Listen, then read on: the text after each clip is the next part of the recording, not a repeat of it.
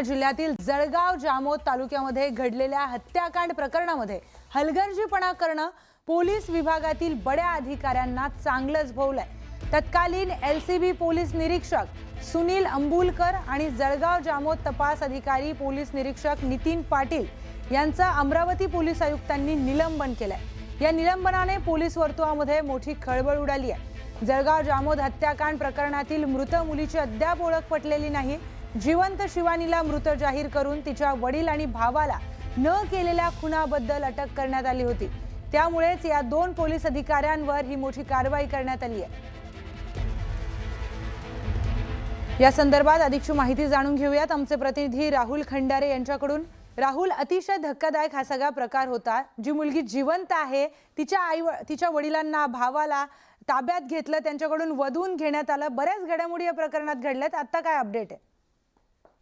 प्रियंका, खरंच अतिशय गुंतागुंतीचं हे संपूर्ण प्रकरण आहे। सुरुवातीला एक मृतक मुलीचा मृतदेह त्या ठिकाणी आढळला होता आणि तो मृतदेह शिवानीचा असल्याचं पोलिसांनी त्या ठिकाणी त्या प्रकरणी भावाला आणि बापाला अटक देखील केली होती। मात्र काही दिवसानंतर ती मृत असलेली शिवानी अचानकपणे पोलीस स्टेशनला जिवंत असल्याचं सांगत माझ्या भावाला आणि वडिलांना सोडा अशा प्रकारची ती टाहो त्या ठिकाणी फोडत होती। त्यामुळे हा संपूर्ण प्रकार जो आहे तो पोलिसांच्या अंगलट आलेला आहे। पोलिसांनी ज्या मुलीचा खूनच झाला नाही त्या खुनाच्या आरोपाखाली वडिलांना आणि भावाला अटक केली होती। त्यांचा त्या ठिकाणी पीसीआर देखील घेतला होता।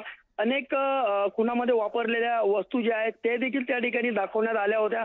हा संपूर्ण प्रकार या ठिकाणी होत असताना ज्या मुलीचं शिवानी नावाची मुलगी आणि ती मुलगी मृत झाल्याचं ज्यावेळेस पोलिसांनी सांगितलं होतं, ती स्वतः मुलगी पोलीस स्टेशनला हजर होऊन मी जिवंत असताना माझ्या वडिलांना आणि भावांना अटक का केली, हा संपूर्ण प्रकार जो आहे तो या ठिकाणी समोर आला होता।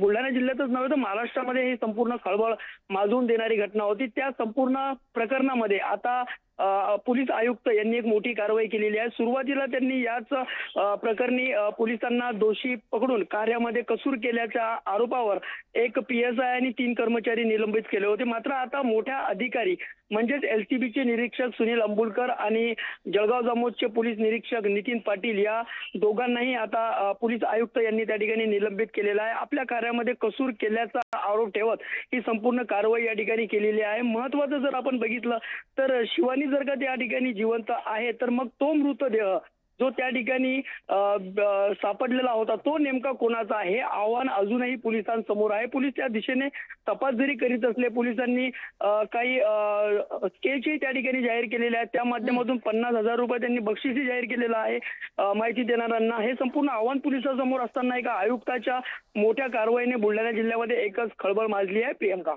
अगदी बरोबर आहे राहुल। या सगळ्या प्रकरणामध्ये जे काही अपडेट येतील ते जाणून घेणार आहोत। माहितीसाठी धन्यवाद।